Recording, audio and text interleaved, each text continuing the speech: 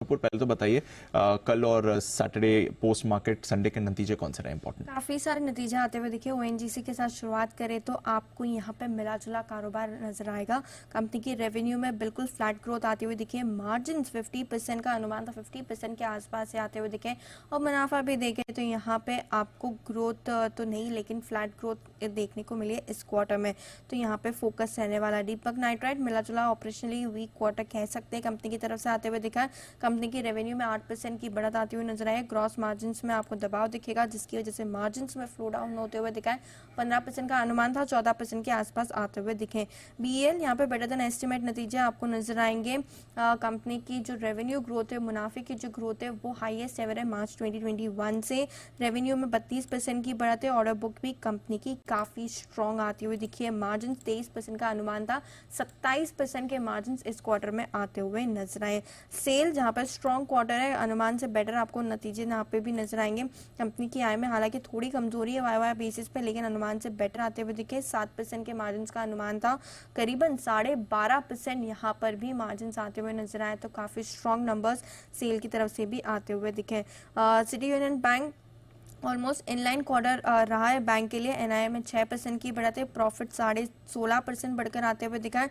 अब प्रोविजन इस क्वार्टर में घटकर आते हुए नजर आए जिसकी वजह से लोन ग्रो जिसकी वजह से जो मुनाफा है वो आपको बढ़त वहां पे आती हुई दिखेगी। नेट इंटरेस्ट मार्जिन की भी बात करें तो 3.5% का अनुमान था, 3.66% के आसपास आती हुई दिखी है। एसेट क्वालिटी में भी सुधार हुआ है और लोन ग्रोथ 6% के आसपास रही है बैंक की। इंडिया सीमेंट यहाँ पर भी फोकस रहेगा।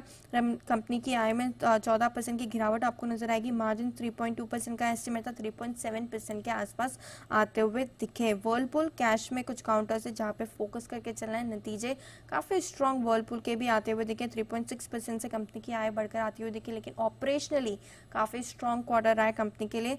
35% से ज्यादा की बढ़त आपको मार्जिन में दिखे, कामकाजी लेवल पे मुनाफे में दिखेगी। मार्जिन पे देखे तो 6.5% से सुधर के 8.5% पहुंच गए और मुनाफा भी देखे तो 24% की ग्रोथ आपको यहाँ पर भी आती हुई नजर आएगी। और लास्ट में Ujjivan small finance bank, NI में 26% की बढ़त है। ग्रॉस एनपीए नेट एनपीए में आपको सुधार दिखेगा। मुनाफा 6% से बढ़कर आते हुए दिखा है और नेट इंटरेस्ट मार्जिन भी दिखे तो 9.1% के आसपास इस क्वार्टर में रहा है।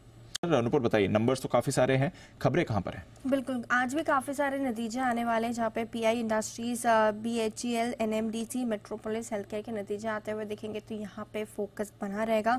एसबीआई पर आज इंटरेस्टिंग डेवलपमेंट होने वाला, तो यहाँ पर भी फोकस रखें। 21-22 मार्च आज और कल फाइनेंशियल सर्विसेज इंस्टीट्यूशन ब्यूरो की जो बैठक है जहाँ पे एसबीआई की नए चेयरपर्सन की नियुक्ति के लिए इस बैठक को किया जाएगा।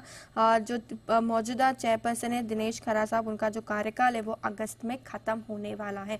तो एसबीआई के लिए इंपॉर्टेंट डेवलपमेंट है, इंपॉर्टेंट मीटिंग है, तो यहाँ पर फोकस रहने वाला है। दो बड़ी ब्लॉक डील आज हो सकती है। सीजी पावर जहाँ 65 लाख शेयरों की ब्लॉक डील संभव है। मौजूदा भाव से देखें तो 2 से 3% के डिस्काउंट पर ये डील होती हुई नजर आ सकती है। डील की जो साइज होगी वो 425 करोड़ के आसपास रहेगी। इंडस टावर 80 लाख शेयरों की यहाँ पर भी ब्लॉक डील हो सकती है। डील साइज 270 करोड़ के आसपास का है। मौजूदा भाव से देखें तो 2% के डिस्काउंट पर आपको ये डील होती हुई नजर आएगी। भारतीय एयरटेल और वोडाफोन पर भी आज आपको फोकस करके चलना है। यहाँ पर भी बड़ी खबर आती हुई दिखे दोनों कंपनीज के लिए, जहाँ पे सुप्रीम कोर्ट ने टेलीकॉम कंपनी के जो लाइसेंस शुल्क बकाया पर जो ब्याज होता है उससे अब माफ कर दिया है। तो पॉजिटिव न्यूज यहाँ पे इन कंपनीज के लिए आती हुई दिखे। टेलीकॉम स्टॉक्स पर आज फोकस बन सकता है, तो ये स्टॉक्स फोकस में रहेंगे। कल्पतरू प्रोजेक्ट बड़ी खबर आती हुई दिखी है कंपनी के लिए, तो यहाँ पर भी फोकस रहने वाला है। 5 मार्च के दिन कंपनी ने अरामको के साथ जो ईपीसी कॉन्ट्रैक्ट साइन किए थे उसके बाद यहाँ पे बड़ा अपडेट निकल कर आया है जहाँ पे कंपनी ने 3 प्रोजेक्ट साइन किए। तीसरे विस्तार चरण के लिए इन प्रोजेक्ट्स को साइन किया गया है। सऊदी अरब में MGS3 के लिए इन करार को किया गया और इनकी जो वैल्यू है वो काफी बड़ी है, आपको उस पर फोकस करना है। कॉन्ट्रैक्ट वैल्यू देखें तो 7,550 करोड़ के आसपास की है। तो कल्पतरू प्रोजेक्ट्स के लिए काफी पॉजिटिव न्यूज है। और लास्ट में आरवीएनएल, जहां पे कंपनी को करीबन 150 करोड़ का बड़ा ऑर्डर मिलते हुए दिखा है। इलेक्ट्रिक ट्रैक्शन सिस्टम से ये ऑर्डर मिला है। सदर्न ईस्टर्न रेलवे से ये ऑर्डर मिला है, तो पॉजिटिव न्यूज है आरवीएनएल के लिए भी। ऑलराइट, तो चलिए ऑर्डर विन और खबरों के दम पर काफी स्टॉक्स में आपको आज एक्शन भी दिखेगा।